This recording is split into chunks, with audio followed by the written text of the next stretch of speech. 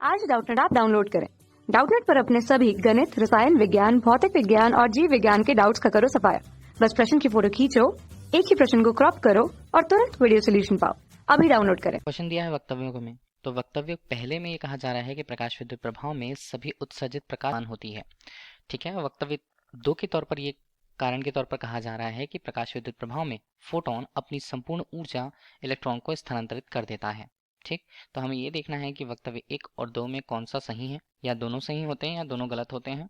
इसके अलावा अगर वक्तव्य 1 सही होता है तो वक्तव्य 2 क्या उसकी सही स्पष्टीकरण दे पाता है या नहीं। ये मान हमारे पास 4 विकल्पों में ABCD पर दे दिए गए हैं, तो हमें सही विकल्प का चुनाव यहाँ पर करना है। ठीक। बोला क्या क्या गया है, प्रकाश विद्युत प्रभाव में सभी उत्सर्जित प्रकाश इलेक्ट्रॉन की गतिज ऊर्जा समान होती है। अगर हम प्रकाश विद्युत प्रभाव के रूप में किसी प्रकाश संवेदी पदार्थ को दें, ठीक है, प्रकाश संवेदी पदार्थ है मतलब ये क्षारीय पदार्थ होता है जिसमें मुक्त इलेक्ट्रॉनों की संख्या बहुत ज्यादा होती है।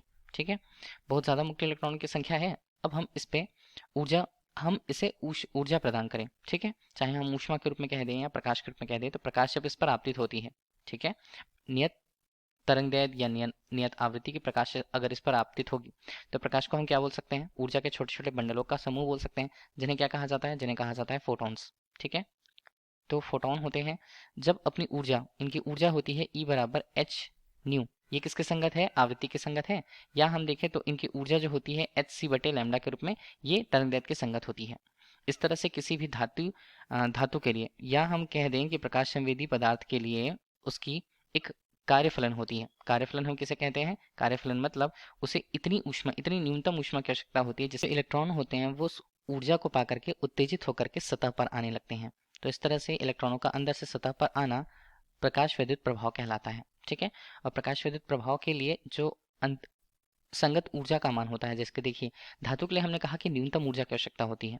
अभी हम अगर इस न्यूनतम ऊर्जा को देखें किसके संगत, आवृत्ति के संगत देखें तो एच न्यू नॉट के रूप में प्रस्तुत करते हैं। न्यू नॉट हमें देहली आवृत्ति के मान को बताता है, या न्यूनतम ऊर्जा के संगत देहली ऊर्जा के मान को प्रदर्शित करता है। या अगर हम इसे किसके टर्म्स में लिखें, तरंगदैर्घ्य के टर्म्स में लिखा जाएगा तो hc बटे लैम्डा नॉट के रूप में इसके मान को हम लिख लेंगे। ठीक है, तो ये देहली तरंगदैर्घ्य के मान को बता रहा है, उसके संगत कार्यफलन का मान होता है। अब जब इलेक्ट्रॉन उस कार्यफलन के मान के बराबर ऊर्जा को प्राप्त कर लेते हैं, सतह से बाहर आ जाते हैं, तो बची हुई जो फोटॉन्स की ऊर्जा होती है वो प्राप्त करके वो अधिकतम गतिज ऊर्जा प्राप्त करते हैं। ठीक है, ये इलेक्ट्रॉन अधिकतम गतिज ऊर्जा प्राप्त करेंगे, जिसे ke मैक्सिमम के रूप में हम लिखते हैं। ठीक है, तो इस तरह प्रकाश विद्युत समीकरण को अगर हम लिखना चाहें, जिसे आइंस्टीन ने प्रतिपादित किया था प्लॉन्क की अवधारणा के आधार पर, तो उन्होंने कहा कि आपतित प्रकाश या आपतित फोटॉन्स की जो ऊर्जा होती है उन पदार्थों में उनके कार्यफलन और साथ ही उनमें अधिकतम गतिज ऊर्जा, उनमें फोटो इलेक्ट्रॉन्स जो होते हैं उनकी अधिकतम गतिज ऊर्जा, जिसे हम अधिकतम वेग के संगत कह सकते हैं, गतिज ऊर्जा के योगफल के बराबर होती है। ठीक है, तो अभी ये हमने देखा सूत्र के आधार पर समीकरण 1 हमने नाम दिया। अब देखते हैं हम कि वक्तव्य 1 में जो बोला है कि वो सही है। प्रकाश विद्युत प्रभाव में सभी उत्सर्जित प्रकाश इलेक्ट्रॉन की गतिज ऊर्जा समान होती है। ये हम कहें कि प्रकाश विद्युत प्रभाव में सभी उत्सर्जित इलेक्ट्रॉन, सभी उत्सर्जित फोटो इलेक्ट्रॉन्स जो होते हैं, ठीक है, वो क्या होंगे, देखिए अभी जो इलेक्ट्रॉन सतह पर आ चुके हैं तो उनकी जो गतिज ऊर्जा होती है वो सतह पर आने के बाद जो उनकी गतिज ऊर्जा होती है वो तो अधिकतम होती है जो सतह पर आ चुके हैं, लेकिन अंदर पर जो इलेक्ट्रॉन्स मौजूद हैं वो ऊर्जा प्राप्त करते हैं। उस ऊर्जा में से वो संघट्ट होता है उनका अन्य यहाँ पर इलेक्ट्रॉन से या अन्य परमाणुओं से संघट्ट होगा।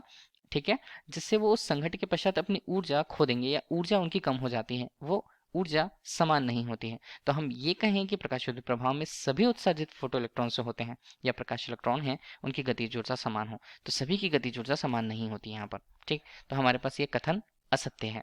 दूसरा ये बोल रखा है कि प्रकाश विद्युत प्रभाव में फोटोन अपनी संपूर्ण ऊर्जा इलेक्ट्रॉन को स्थानांतरित कर देते हैं। हाँ, तो ये सही है कि फोटॉन्स जितनी ऊर्जा होती है वो संपूर्ण ऊर्जा इलेक्ट्रॉन्स को देते हैं, ताकि वे एक तो कार्यफलन के रूप में ऊर्जा प्राप्त करके सतह पर आ सके और सतह पर आने के बाद अधिकतम गतिज ऊर्जा प्राप्त कर सके। तो ये हमारे पास होता है सही।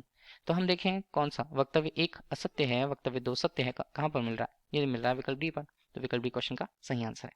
Thank you. कक्षा 6 से 12वीं से लेकर नीट, IIT, JEE वो एडवांस के लेवल तक 1 करोड़ से ज्यादा छात्रों का भरोसा। आज ही डाउनलोड करें डाउटनेट ऐप या व्हाट्सएप करें अपने सारे डाउट्स 8400 400 400 पर।